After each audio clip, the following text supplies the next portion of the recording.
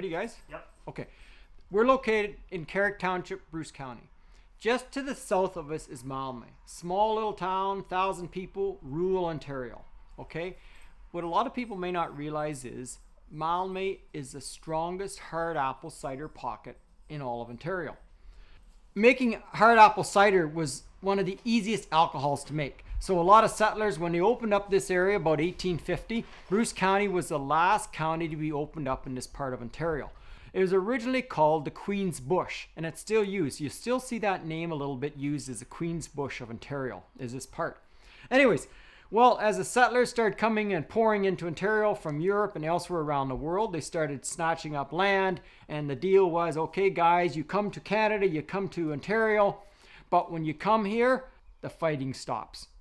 So you had to remember, we had Germans coming here, we had British, we had Irish, we had Scottish, we had Dutch, we had all nationalities settling in Canada. And we started making hard apple cider. Well, hard apple cider was common throughout all of North America. It wasn't just here. Hard apple cider is a very easy alcoholic beverage to make. You can make it in a trough, you can make it in a jug, you can make it in a vessel, almost anything you can make it in. But as time got on, the breweries got a foothold in Ontario and in Canada, and hard apple cider went by the wayside. Beer took over, okay? Hard apple cider went by the wayside pretty much most places in Ontario except right around here. So right here in Malmey, and this about of Malmey, and I'd say maybe a 10-mile radius of Malmey, we retain that hard apple cider image for years and years and years. So when people come into the winery, I come into the basement, if I'm working that day, I instinctively ask everybody that comes here, if I don't know them, I instinctively ask, where are you from? And if they tell me that they're from Toronto or Cambridge or Barrie or something like that, I'll treat them totally differently than if they tell me they grew up around Malmey or within a 10-mile radius or 20-mile radius of here. So if they grew up within about a 10-mile radius of Malmey and are over the age of 45, 50, chances are they've got a memory, and it may not be good, of hard apple cider, because the cider we made years ago was very harsh.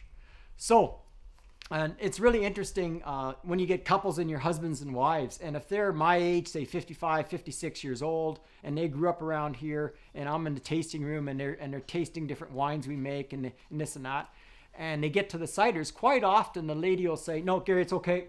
I'm not going to try the cider. And what she's really saying to you is she can remember something from 40 years ago and it wasn't good. Okay. Nowadays, to give you an idea, 40 years ago, no self-respecting lady would drink cider. Nowadays, 40 years later, 50 years later, females make up, I think it's around 56, 58% of cider consumption worldwide. When we make cider almost identical to wine. You use controlled temperature, you use yeast strains, sanitation, bubblers, all the same technologies you do making wine right through. And the product is very, very refined, very, very crystal clear, very, very palatable from there. Okay? Now, but there still is some hard cider made. There's a large apple press to the south of us in Malmey, and that's where everybody gets their apples pressed in this area, and we get ours pressed there too. Now, this particular bottle, never mind the label on here, this particular bottle was given to me by a fellow by the name of Pat Weber. Pat Weber just passed away just recently. Pat Weber is considered, or a lot of people consider Pat, he was a retired farm mechanic for many years and into his mid-70s and a lot of people consider Pat sort of like the cider master of Malmey, or the champion cider master. And he made a lot of different ciders and wines and very well respected. This is one of his last bottles of cider that year, I should say. This is a cider he made from that year. But Pat had learned from some of our experiences. You see, when you make cider, one of the biggest things you want to do is once it's done fermenting is you want to bottle it off and seal it so it doesn't re-ferment. And Pat figured that out many years ago, but us 15-year-olds 40 years ago never did. So this is what it looks like. I'm just sort of saving it.